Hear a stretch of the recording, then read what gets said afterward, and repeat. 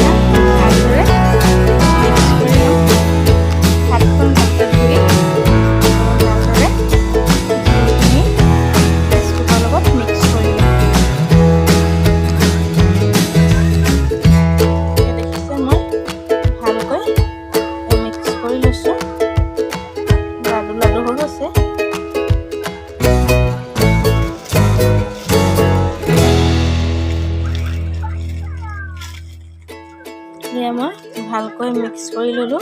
এতিয়া মই আমুল তাজা গাখীৰটো লাহে লাহেকৈ অকণ অকণকৈ দি মই খুচিম। এতিয়া মই আপোনাৰ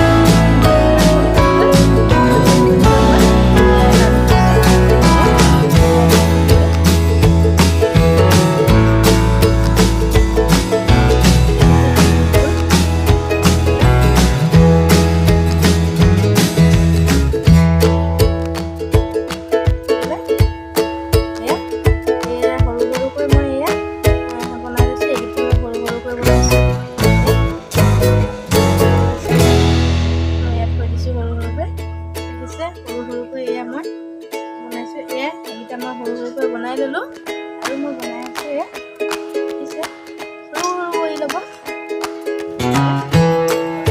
দিছোঁ আৰু দেখিলে পেৰা ৰেডি হৈ গ'ল। তাৰপিছত মই এয়া ডাঙৰ ডাঙৰকৈ বনালোঁ অলপমান।